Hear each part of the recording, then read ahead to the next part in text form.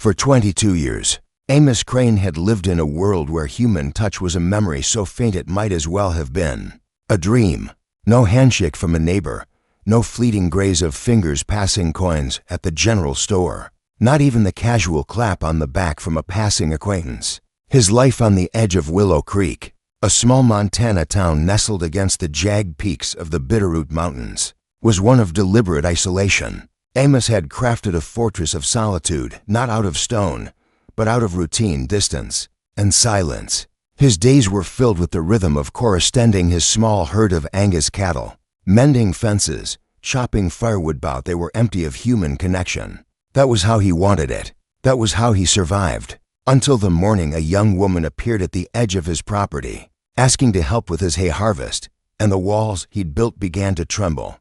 The sun was just cresting the mountains, painting the sky in shades of gold and pink. When Amos first saw her, she walked up the gravel path that led to his weathered ranch house, her boots kicking up small clouds of dust with each determined step. She was young 20, maybe 21, with dark hair pulled into a loose braid that hung over one shoulder. Her denim jacket was faded, patched at the elbows, and her jeans bore the marks of hard work. There was a purpose in her stride, but Amos, standing on his porch with a chipped coffee mug in hand, caught the flicker of hesitation in her eyes. She glanced back toward the county road, as if weighing whether to turn back, her hands clenching and unclenching at her sides. Her name, she called out, was Leila Harper. Her voice carried across the yard, steady, but laced with an urgency that made Amos's chest tighten.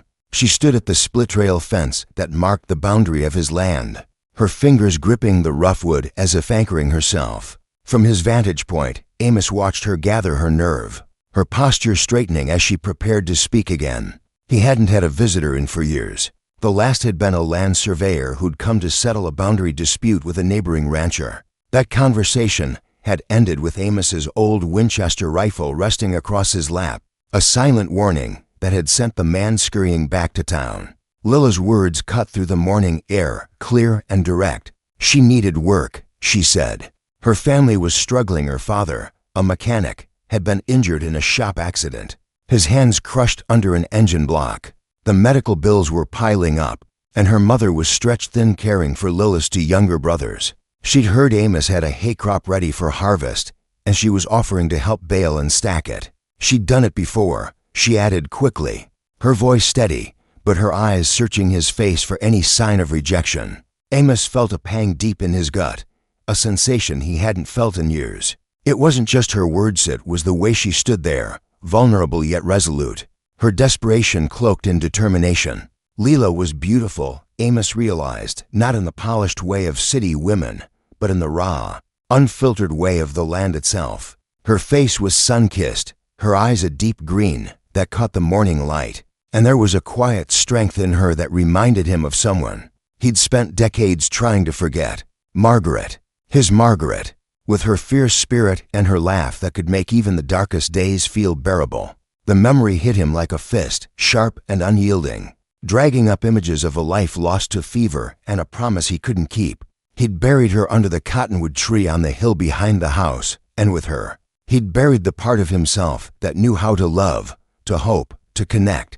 Lila's presence at his fence was a threat to everything he'd built. She was hope, vulnerability, the possibility of loss, all the things he'd sworn to keep at bay. Yet there was something in her stance, in the way she held herself against the weight of her circumstances, that echoed Margaret's defiance when she'd chosen him over her family's wealth and approval. The resemblance wasn't physical, it was deeper, in the way Leila refused to crumble under hardship, just as Margaret had refused to bend to her father's demands. Amos's throat tightened, and for a moment, he couldn't move, couldn't speak, couldn't think past the flood of memories threatening to drown him. Leila called out again, her voice softer now, tinged with uncertainty.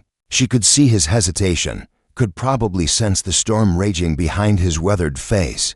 Most people would have turned away by now, recognizing the signs of a man who'd rather face a grizzly than a conversation. But Leila didn't move. She stood there, her hands still gripping the fence, waiting for an answer that could change the course of both their lives. Amos realized, with a jolt that made his coffee mug tremble in his hand, That after 22 years of running from the world had found him. The question was whether he could face it, or whether the fear that had kept him alive would choke this fragile chance at something he didn't dare name. Amos set his mug on the porch railing and walked toward the fence, each step heavy with the weight of his own rules. He moved like a man approaching a rattlesnake acacias, deliberate, every muscle tensed for retreat. Leela watched him come, her expression unreadable but her eyes sharp, taking in every detail. When he stopped a few feet from the fence, close enough to see the faint freckles across her nose and the worry lines etched deeply for someone so young, she spoke again. Her voice was raw, stripped of pretense. Her father's accident had left him unable to work, she explained. The doctors had saved his life, but the surgeries had drained their savings. Her mother was taking in laundry, but it wasn't enough to feed for mouths and keep the bank from foreclosing on their small house in town. Leela had walked 10 miles from Willow Creek to ask for this job, her boots wearing thin from the journey. Amos studied her as she spoke, his eyes drawn to her hands. They were calloused, marked by years of labor, but there was a gentleness in the way she held the fence, as if she knew how to handle delicate things: a child's scraped knee, a frightened animal, a fragile hope. Margaret had hands like that, hands that could mend a torn shirt or soothe a spooked calf with equal care. The memory made Amos's chest ache, a dull pain that spread like wildfire. He told Leela he didn't need help, that he'd been managing the hay harvest alone for years. The words came out gruff, almost harsh, a reflex to push her away before she could get any closer. But Leela didn't flinch. Her eyes flicked to the overgrown field behind the house, the sagging barn roof, the fence posts leaning under the weight of neglect. She didn't call him out on the lie, but her silence was louder than words. Instead of arguing, she asked if she could at least see the field, to check the condition of the hay. She'd grown up on a small farm before her family moved to town, she said, and she knew how to spot a crop that needed attention. It was an odd request, but there was something in her voiciness, unguarded, that made Amos nod before he could stop himself. They walked toward the field together, keeping a careful distance. Amos noticed how Leela moved, alert but not skittish, her eyes scanning the land with a knowledge that surprised him. She asked about the type of hay alfalfa. He told Heron how often he rotated crops. Simple questions, but each one revealed a depth of understanding that made Amos feel exposed, as if she could see through the facade of self-sufficiency he'd built. When they reached the field, Lila's expression shifted. The hay was tall but uneven, patches choked with weeds, the edges showing signs of drought stress. It wasn't a disaster, but it was clear Amos was stretched thin. Trying to manage a ranch meant for 2 or 3 hands with only his own. Leela didn't criticize, but her silence carried weight. She knelt to inspect a stalk, her fingers brushing the brittle leaves with a care that made Amos's throat tighten. He remembered Margaret doing the same, her hands gentle but sure, assessing crops with an instinct that seemed almost magical. Leela stood and turned to face him, her expression a mix of compassion and resolve. For a moment, they stood in the field, the wind carrying the scent of dry grass and distant rain. Amos could see the question in her eyes, the silent offer to try again, to give him a chance to make a different choice. He wanted to say no, to send her back to town before she could disrupt the life he'd so carefully controlled. But something about Lila's presence, the way she stood her ground, the way she saw his struggle without judgment, made it impossible to turn her away. He told himself it was just practical. The hay needed harvesting, and he was getting older, his back stiffer each season. But deep down, he knew it was more than that. Leela was a crack in his armor, a reminder of what it felt like to care, to be needed, to be human. The silence stretched until Leela took the lead. She offered to work for a week without pay, just to prove she could handle the job. If he wasn't satisfied, she'd leave, no questions asked. The proposal was bold, almost reckless, and it hit Amos like a gust of wind, knocking him off balance. Part of him wanted to refuse, to rebuild the walls she'd already started to dismantle. But another part, a part he'd buried so deep he barely recognized it, whispered that this was a chance to reclaim something he'd lost. He nodded, the motion small but momentous, and Lila's face lit up with a relief so raw it made Amos's chest ache. They spent the rest of the morning setting terms. Leela would come at dawn to start baling, then return in the evening to stack the bales. She'd walk home before dusk to help her mother with her brothers. It was a practical arrangement designed to keep their interactions minimal. To preserve the distance, Amos needed to feel safe. But even as they discussed logistics, Amos found himself noticing things he shouldn't. The way Lila's braids swung slightly as she gestured, the faint scar above her eyebrow, the way her voice softened when she mentioned her brothers. These details were dangerous, threatening to pull him into a world he'd sworn to leave behind. As noon approached, Leela prepared to leave, promising to return at dawn. She walked back down the gravel path, her figure growing smaller until she disappeared around a bend. Amos stood on his porch, the silence of his ranch pressing against him like a weight. For the first time in years, it felt oppressive rather than comforting. The cattle lowed in the distance, their sounds sharper without Lila's presence to soften them. Amos tried to tell himself this was just a temporary arrangement, a solution to a practical problem. But deep down, he knew something had shifted. After 22 years of solitude, he was no longer entirely alone, and the realization filled him with equal parts dread and hope. The night passed restlessly, Amos pacing the creaking floorboards of his cabin, wrestling with the decision to let Leela return. Every rational thought urged him to end it, to leave a note on the fence telling her he'd changed his mind. But when the first light of dawn touched the horizon, he found himself on the porch, his eyes fixed on the path. He told himself he was just ensuring she'd show up, that he was protecting his investment in her labor. But when Lila's silhouette appeared, carrying a small canvas bag and wearing the same patched jacket, the relief that flooded through him was undeniable. Leela moved toward the field with quiet confidence, pausing only to nod in his direction. There was no small talk, no attempt to force familiarity, and Amos was grateful for it. She understood the fragility of their arrangement, the invisible boundaries he needed to maintain. As she began work, Amos watched from a distance, noting the efficiency of her movements. She handled the baling machine with ease, her hands steady as she guided the heavy equipment through the rows. The cattle, grazing nearby, seemed calmer in her presence, as if they sensed the same quiet strength that Amos couldn't ignore. He told himself he was supervising, ensuring she didn't damage his equipment or miss patches of hay. But the truth was more complex. There was something mesmerizing about watching her work, the way she moved with purpose, the soft hum of a tune he couldn't quite place. It reminded him of Margaret, of days when work was a shared act of love rather than a solitary grind. Leela finished the morning's baling and began cleaning the equipment, her hands methodical but gentle, treating each tool with care. Amos approached the field, unsure what to say but feeling compelled to acknowledge her effort. Leela looked up as he neared, her hands pausing in their work. For a moment, they stood in silence, to people bound by necessity but separated by decades of fear. Then Leela smiled a small, genuine expression that hit Amos like a shockwave. She told him the hay was in better condition than it looked, that with consistent care, the yield could improve significantly next season. Her voice carried a professional confidence tempered by a warmth that made Amos's chest tighten. Without thinking, he asked if she'd eaten breakfast. The question surprised them both, slipping out from some forgotten part of himself that remembered how to care.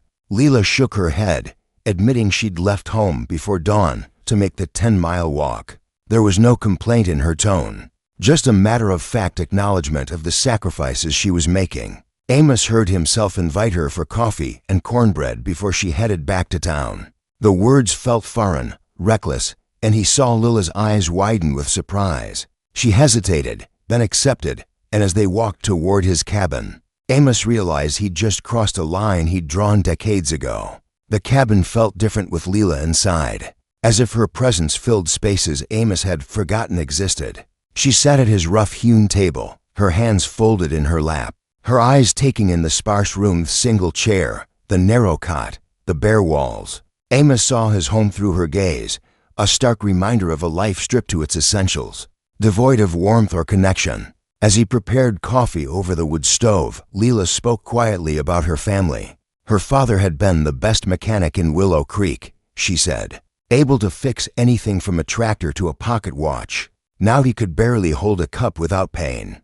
his hands wrapped in bandages that hid the scars of his accident. Her mother was working herself to exhaustion, and Leela was doing everything she could to keep her brothers fed and clothed. Her words painted a picture of a family on the brink, held together by sheer will. Amos found himself listening, really listening, in a way he hadn't in years. When he set the coffee in front of her, their fingers brushed a fleeting contact that sent a jolt through him. He pulled his hand back so quickly that coffee splashed onto the table, and Leela looked up, her eyes wide with concern. He muttered an apology, grabbing a rag to clean the spill, but Leela's gaze lingered, searching his face. She didn't ask questions, but he could see her piecing together the truth that his isolation wasn't just a choice, but a shield against something deeper, something that made even a simple touch feel like a threat. They drank their coffee in silence, the air heavy with unspoken questions. Leela seemed to sense that pushing for conversation would break whatever fragile trust they'd built. When she stood to leave, thanking him for the coffee and promising to return for the evening bailing, she paused at the door. Her words were simple but piercing. She said she could see he'd been kind once, that traces of that kindness still lingered beneath the walls he'd built. There was no pity in her voice, just a quiet recognition of the man he might have been before life taught him to fear connection. After she left, Amos sat alone, staring at the 2 coffee cups on his table. The silence of the cabin felt heavier than ever, and for the first time in 22 years, he wondered if the life he'd chosen was a prison rather than a sanctuary. Leela Harper hadn't just asked to help with his hay. She'd offered him a chance to remember what it meant to live, and the weight of that offer was both terrifying and impossible to ignore. The evening brought a chill that settled over Amos Crane's ranch, the kind of cold that crept into the bones and made the Montana air feel heavy with secrets. Amos stood on his porch, his eyes fixed on the gravel path where Leela Harper would soon appear for the evening bailing. The sky was bruised with clouds, the promise of a storm hanging low over the Bitterroot Mountains. He told himself he was watching for practical reasons. Leela had a long walk from Willow Creek, and bad weather could make the journey dangerous. But the truth was more complicated. After 22 years of guarding his solitude, Amos felt a pull toward her presence, a dangerous longing that made his heart race with both hope and fear. Leela arrived just as the first gusts of wind began to stir the dust, her braid fraying slightly from the 10-mile trek. She carried her canvas bag, its strap worn thin from use, and her denim jacket was buttoned against the chill. She nodded to Amos as she approached, her expression focused but warm, and headed straight for the field without pause. Amos watched her go, noting the way she moved with purpose, undeterred by the gathering storm. The cattle, grazing in the distance, seemed to sense the change in the air, their lowing sharper than usual. Leela's presence, though, brought a calm to the ranch that Amos hadn't realized was missing until she arrived. He stayed near the barn, pretending to check the fence posts, but his eyes kept drifting to Leela as she worked the baling machine. Her movements were steady, efficient, her hands guiding the equipment with a skill that belied her youth. She spoke softly to herself, or perhaps to the land, her voice a low murmur that carried over the wind. Amos couldn't make out the words, but the sound was soothing, a counterpoint to the growing unrest in the sky. He told himself he was keeping an eye on her work, ensuring she didn't damage his equipment. But deep down, he knew he was watching her for reasons he couldn't yet name. As the evening deepened, the storm clouds grew darker, their edges lit by flashes of distant lightning. Leela finished the baling and began stacking the bales under the barn's overhang, her movements quick but careful. Amos found himself moving closer, drawn by an instinct he couldn't suppress. He offered to help, his voice gruff to mask the unease he felt at breaking his own rules. Leela glanced at him, surprised but grateful, and together they worked in silence, the only sounds the rustle of hay and the low rumble of thunder. The first raindrops fell as they finished, heavy and cold, splattering against the barn roof. Leela looked out at the darkening path, her face tightening with worry. The 10-mile walk back to town would be treacherous in a storm, especially with night falling fast. Amos saw the conflict in her Aisha need to get home to her family, battling her awareness of the danger. He spoke before he could stop himself, his voice firm but laced with an urgency that surprised them both. He told her to stay until the storm passed, to take shelter in the barn if she didn't want to come to the cabin. The offer felt like a betrayal of everything he'd built, a crack in the walls that had kept him safe for decades. Leela shook her head, insisting she could make it home. Her mother needed her to help with her brothers, she said, and her father's condition worsened at night. Her voice was steady, but Amos saw the fear beneath it, the weight of responsibility that anchored her as surely as his own fear anchored him. A crack of thunder shook the barn, followed by a lightning strike so close it lit the world in stark white.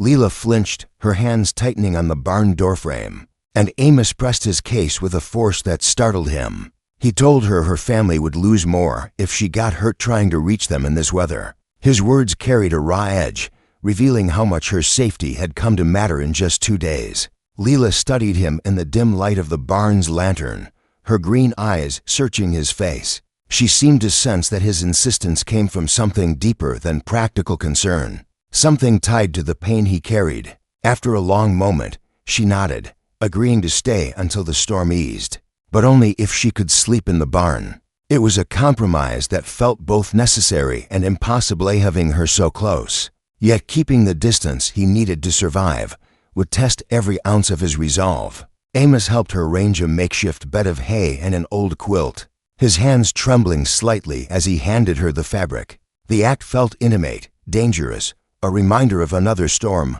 another woman, another night when he'd failed to protect what mattered most. 22 years ago, Margaret had sought shelter with him during a blizzard, her horse lame and her coat soaked through. She'd been vibrant, fearless, her laughter cutting through the howling wind. Amos had loved her with a fierceness that scared him, and when she fell ill months later, her body wasting away under the weight of a fever no doctor could cure, he'd been powerless to save her. Her death had broken him, convincing him that caring for someone was a risk too great to take again. Now, as he watched Leela settle into the hay, her face softened by exhaustion, he felt that old fear rising, mingling with a new, fragile hope. The storm raged outside, the wind howling through the cracks in the barn walls. Amos lay awake in his cabin, the creak of the floorboards under his pacing the only sound louder than the rain. He told himself Leela was safe, that the barn was sturdy, that this was just a practical arrangement. But the thought of her so close, her presence filling the spaces he'd kept empty for so long, kept him from sleep.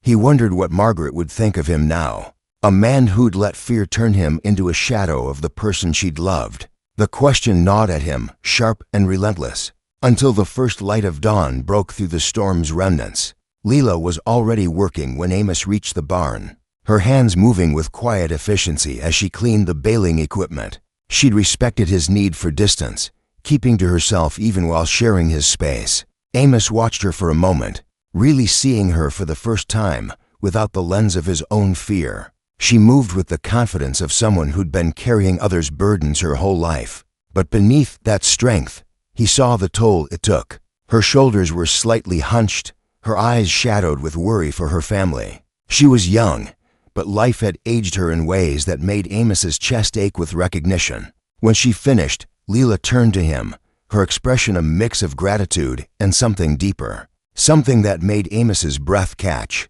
She thanked him for the shelter, for keeping her safe through the storm. Then she said something that shifted the ground beneath him. She told him she understood why he lived alone, why closeness felt like a threat.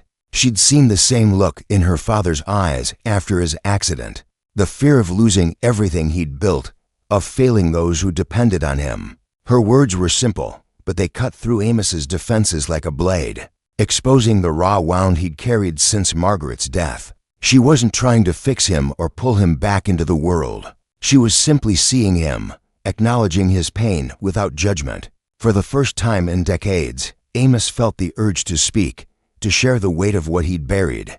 The words came haltingly, each one a struggle against years of silence. He told her about Margaret, about the fever that took her, about the guilt that had driven him to this isolated life. He'd failed to save her, he said, his voice breaking. And that failure had convinced him that loving someone was too dangerous, too painful to risk again. Leela listened, her eyes steady, her presence a quiet anchor. She didn't offer platitudes or try to ease his guilt. Instead, She shared her own fears about her father's pain, her mother's exhaustion, her brother's hunger. She spoke of the nights she lay awake, wondering if she could keep her family together, if she was strong enough to carry them all. Her honesty was raw, unguarded, and it made Amos see her not just as a worker, but as someone carrying a burden as heavy as his own. For a moment, they were two people bound by shared pain, their fears laid bare in the morning light.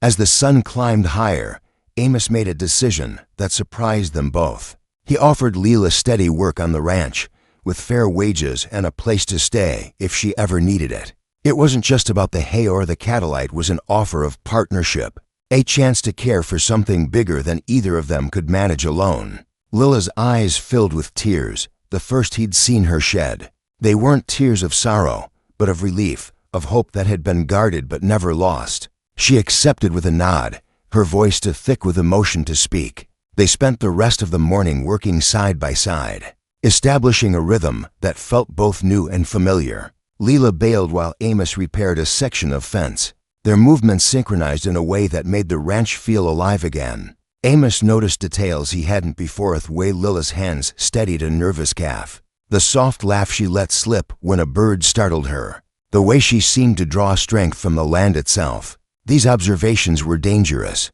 threatening to pull him deeper into a connection he wasn't sure he could survive.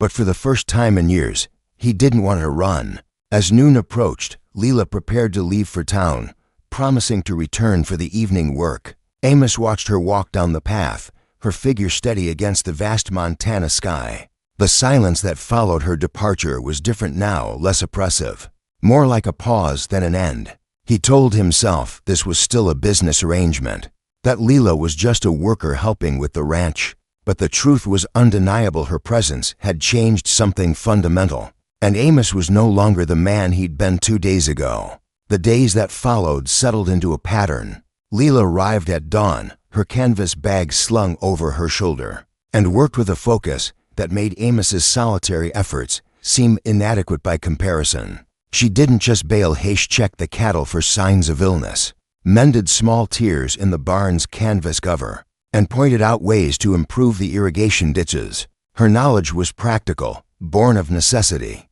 and Amos found himself relying on her insights more than he wanted to admit.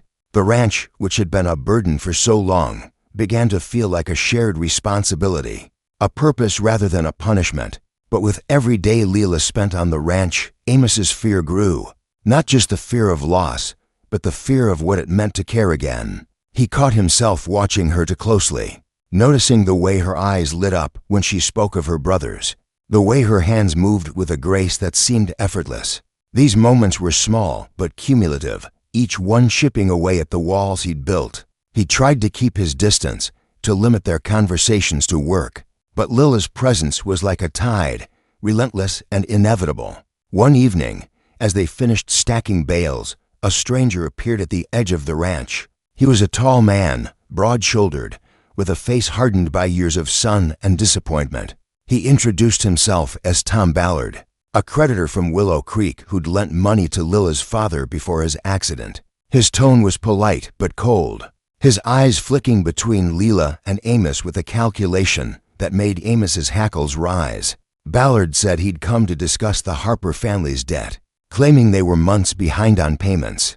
Lila's face paled, but she stood her ground, explaining that she was working to pay off the debt, that every cent she earned went to her family. Ballard's smile was thin, almost predatory. He suggested that Leela could work off the debt faster by taking a job at his saloon in town, a suggestion that carried an undertone Amos didn't like. Leela refused, her voice firm but shaking slightly, and Ballard's demeanor shifted, his politeness giving way to a veiled threat. He mentioned the bank's interest in the Harper house, hinting that he had influence over whether they kept it. Amos felt a surge of anger, a protective instinct he hadn't felt in decades. He stepped forward, his hand resting on the fence post, his voice low but steady. He told Ballard to leave, that any business with Leela could wait until she was ready to discuss it.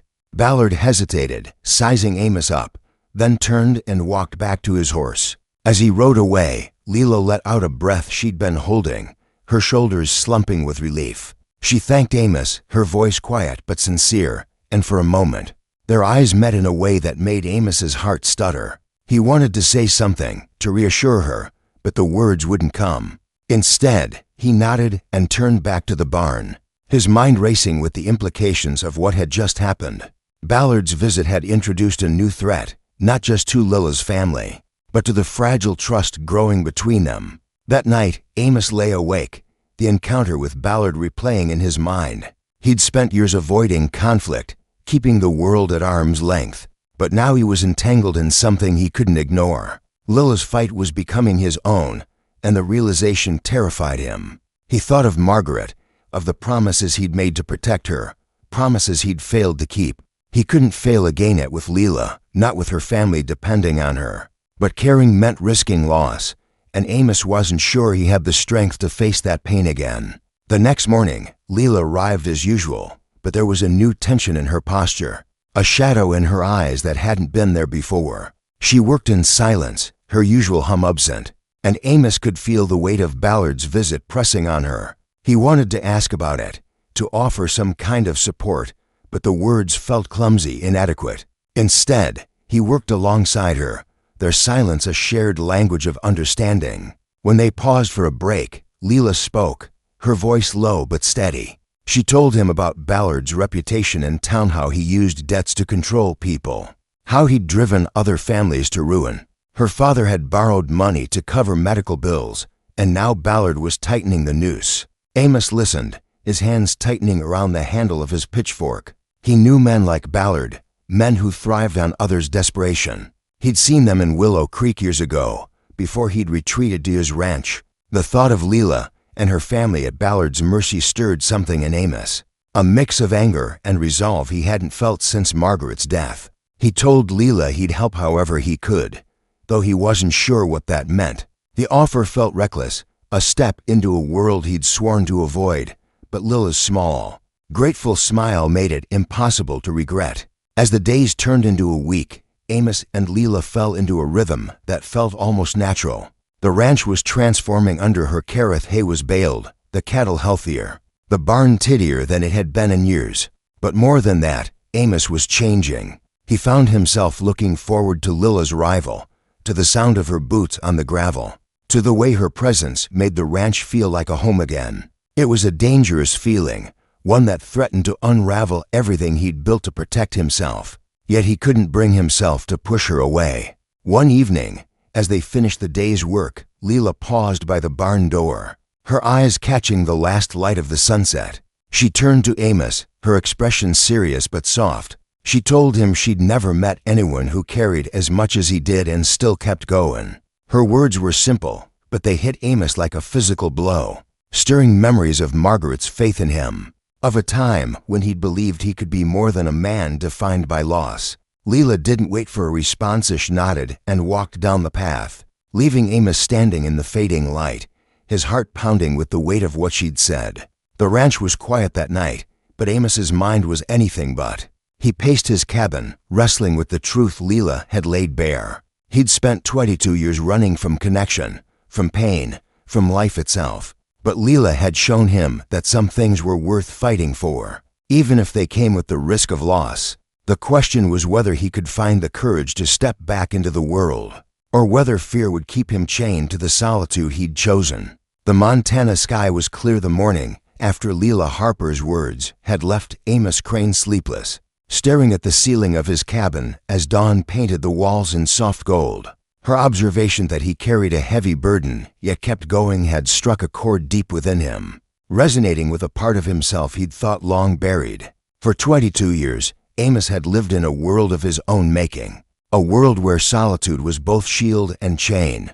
But Lila's presence on his ranch had changed that, and now, as he stood on his porch watching for her familiar silhouette on the gravel path, he felt the weight of a choice he could no longer avoid. To let her in meant risking everything he'd built to protect himself. To push her away meant returning to a life that felt emptier with each passing day. Lila arrived at the usual hour, her canvas bag slung over her shoulder, her denim jacket buttoned against the morning chill. But there was a new tension in her posture, a shadow in her green eyes that hadn't been there before Tom Ballard's visit. Amos noticed it immediately, his years of reading the land making him attuned to subtle shifts. She nodded to him as she headed to the field, her steps purposeful but heavier, as if carrying an unseen burden. The cattle lowed softly in the distance, their calm a testament to Lila's gentle influence. But Amos could see she was distracted, her hands pausing longer than usual as she prepared the baling machine. He kept his distance at first, tending to a broken gate near the barn, but his eyes followed her. The rhythm they'd built over the past week her baling, his repairs. Their shared silence felt strained today, disrupted by the specter of Ballard's threat. Amos wanted to ask about it, to offer some kind of reassurance, but the words felt trapped, caught in the same fear that had kept him isolated for decades. Instead, he worked closer to the field than usual, his hammer striking nails with more force than necessary, as if he could pound away the unease growing in his chest. As the morning wore on, Lila's distraction became more apparent. She misjudged a row, the baling machine catching on a patch of uneven ground, and Amos heard her mutter a curse under her breath, a rare crack in her usual composure. He set down his tools and approached, his boots crunching on the dry grass. Lila looked up, startled, her face flushing with embarrassment. She apologized quickly, explaining that the machine was fine, that she'd just been careless. But Amos saw the truth in her eyes, the weight of her family's debt, the fear of what Ballard might do, the exhaustion of carrying it all alone.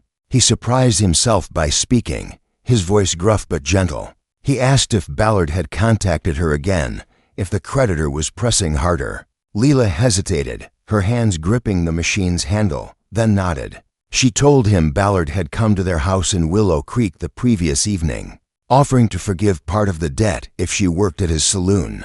The implication was clear, and Lila's voice shook with anger as she recounted how she'd refused, how her mother had stood behind her, frail but defiant, telling Ballard to leave. But the creditor had left with a warning that the bank was close to foreclosing, and he could make things easier or much harder. Amos felt a surge of rage, a heat that burned through the numbness he'd cultivated for years. He'd known men like Ballardradators who thrived on others' desperation, using power to bend people to their will. He'd seen them in his younger days, when he and Margaret had fought to build a life against the odds. The memory of Margaret's strength, her refusal to bow to her family's demands, mingled with the image of Lila standing her ground against Ballard. Amos wanted to protect her, to shield her family from a man who saw their suffering as leverage. But protection meant involvement, and involvement meant opening himself to the pain he'd spent decades avoiding. He told Lila he'd go with her to town that evening, to speak with Ballard and settle things. The offer came out before he could stop it, and Lila's eyes widened with surprise, then gratitude. She protested, saying it was her family's fight, that she couldn't ask him to get involved. But Amos shook his head, his voice firm. He said her fight was his now, that he couldn't stand by while Ballard threatened her family. The words felt like a vow, heavy with implications, and for a moment, they stood in the field, the weight of his promise hanging between them. They worked through the day in a quieter rhythm, the tension easing slightly as they focused on the familiar tasks. Lila bailed with renewed focus, as if Amos's offer had lightened her burden, while he repaired a section of fence, his hands steadier than his heart. As the sun began to dip toward the mountains, they prepared to head to Willow Creek. Amos hitched his old pickup truck, its engine coughing to life after months of disuse, and Lila climbed into the passenger seat, her canvas bag on her lap. The drive was silent at first, the only sound the rattle of the truck and the hum of tires on the county road. But the silence wasn't heavy, it was shared, a space where words weren't needed to convey trust. Willow Creek was a small town, its main street lined with weathered storefronts and a single diner that served as the community's heart.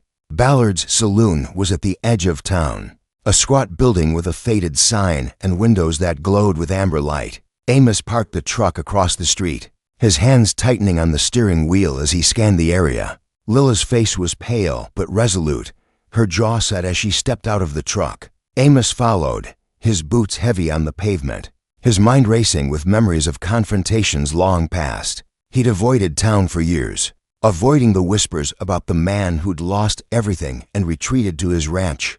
Now he was here for Lila, and the weight of that choice pressed against him. Inside, The saloon smelled of stale beer and old wood, its dim light casting shadows on the faces of the few patrons scattered at tables. Ballard stood behind the bar, his broad shoulders filling the space, his eyes narrowing as he saw Leela and Amos enter. He greeted them with a smile that didn't reach his eyes, offering a drink that Amos declined with a curt shake of his head.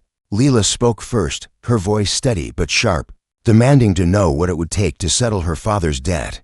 Ballard leaned on the bar, his tone smooth but laced with menace. He named a figure higher than Leela had expected, with interest rates that bordered on extortion. He said the bank was ready to foreclose unless the debt was paid by month's end, and he could help if Leela reconsidered his offer. Amos felt his hands clench into fists, the anger he'd buried for years rising like a tide.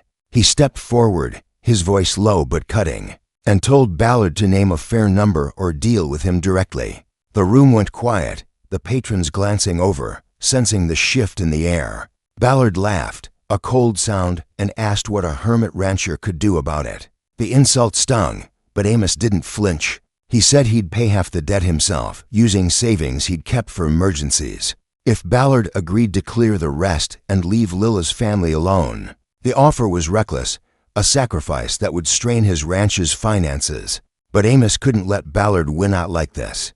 Leela gasped, turning to him with wide eyes, but Amos kept his gaze on Ballard. The creditor's smile faded, replaced by a calculating look.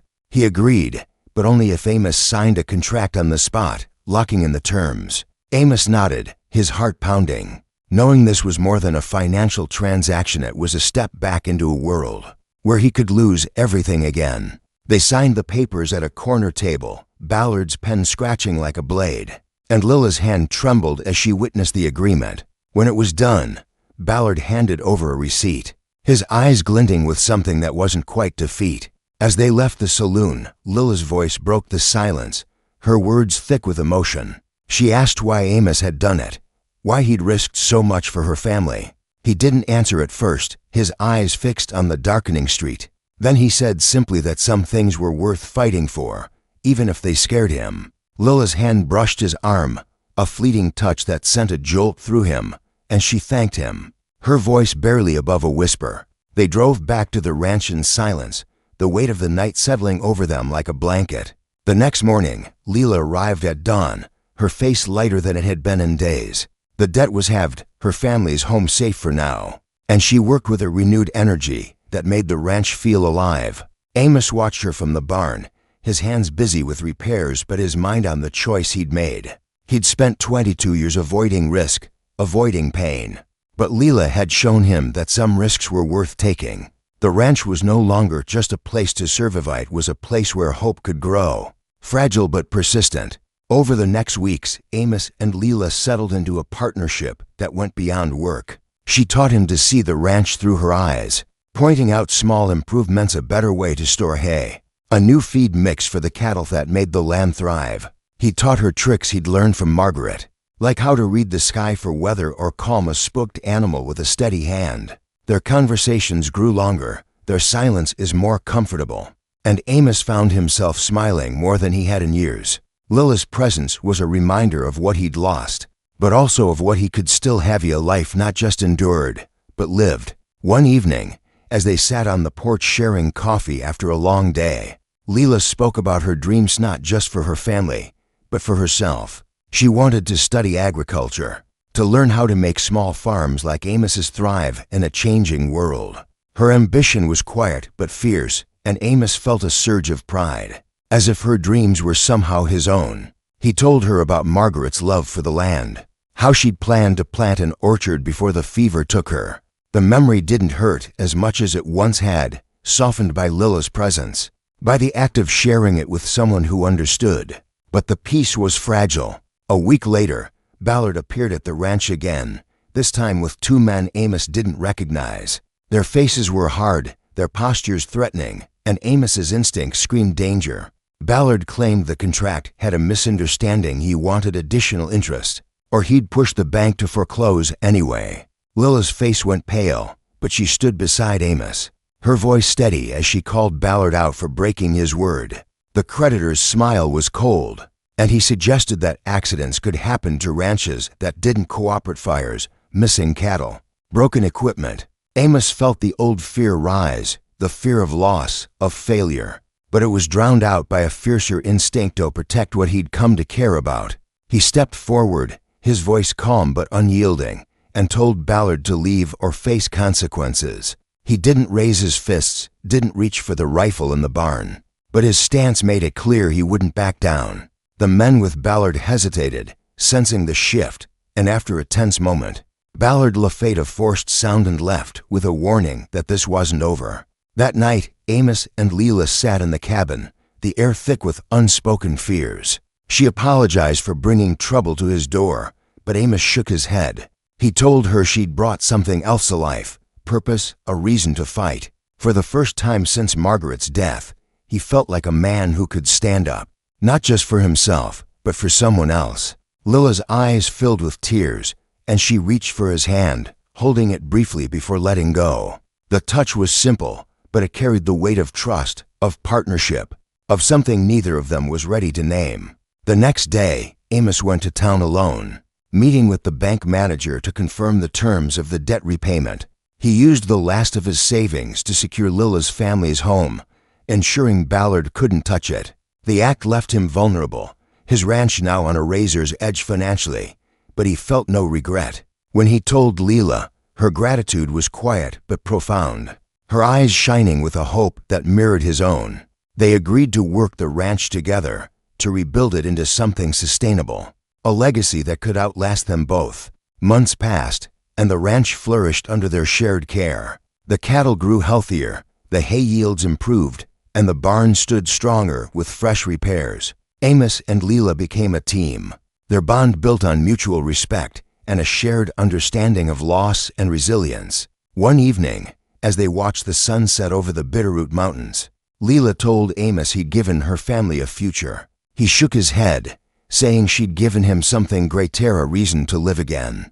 Amos realized that solitude had been his prison, not his salvation. Leela hadn't just asked to bail his hay, she'd offered him a chance to heal, to rebuild, to face the world with courage instead of fear. After 22 years of touching nothing but necessity, he'd learned that connection, even with its risks, was worth more than the safety of emptiness.